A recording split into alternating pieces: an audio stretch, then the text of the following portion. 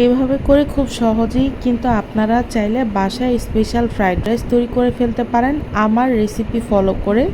আমি যেভাবে ইজি ওয়েতে করি, খেতে কিন্তু একদম চাইনিজের ফ্রাইড রাইসের মতোই টেস্ট হবে। হ্যালো এভরিওয়ান, আসসালামু আলাইকুম।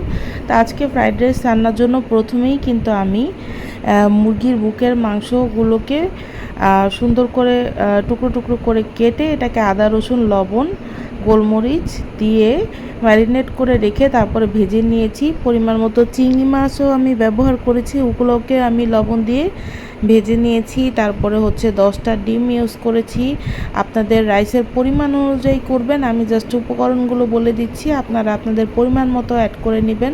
তো 10টা ডিমকে কিন্তু আমি স্ক্র্যাম্বল করে নিয়েছি। তারপর হচ্ছে গাজর বরবটি এগুলোকে হালকা তেলে সটে করে রান্না করেছি। তারপরে বাঁধাকপিটা লাস্টের দিকে দিয়েছি যাতে এটা একটু কাঁচা কাঁচা থাকে। সব সবজিগুলো একটু কাঁচা কাঁচা থাকলেই ফ্রাইড রাইস খেতে মজা লাগে। লাস্টে কিন্তু দিয়েছি আমি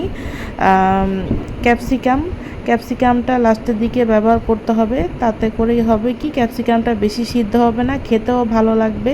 সবগুলোকে আলাদা আলাদা করে আমি এটাকে একটু কুক করে তারপরে সবগুলো উপকরণ একসাথে মিক্স করে কিছুক্ষণ রান্না করব। দিয়ে দিলাম গোলমরিচ স্বাদ মতো, তারপরে হচ্ছে কিছু কাঁচামরিচকে আমি ফালি করে এখানে কিন্তু অ্যাড করে দিয়েছি। এটা দিয়ে তারপরে চুলাতে কিন্তু হাই হিটে অলরেডি রান্না হচ্ছে, কারণ চাইনিজ আইটেমগুলোকে সবসময় হাই হিটেই রান্না করতে হয়, এটা খেয়াল রাখবেন। অপর দিকে আমি খুব ইজি ওয়েতে এখানে প্রথমে এই রাইসটা রান্না করে নিচ্ছি। এখানে কিন্তু লবণ পানির মধ্যে আমি জাস্ট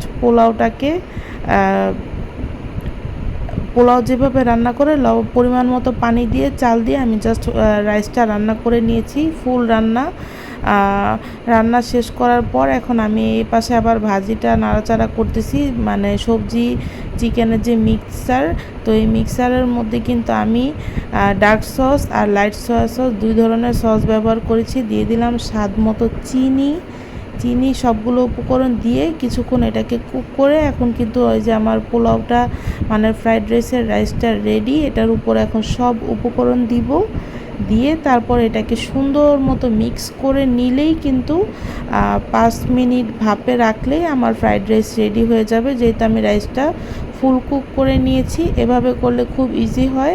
আর 70% সিদ্ধ করে করতে গেলে অনেক সময় দেখা যায় যে পোলাওটা গড়চালা হয়ে যায়। তো আশা করি ভিডিওটা সবার ভালো লাগবে। ভালো লাগলে অবশ্যই আমাকে রেসিপি ট্রাই করে কমেন্ট করে জানাবেন। So thanks for watching and Allah Hafiz everyone.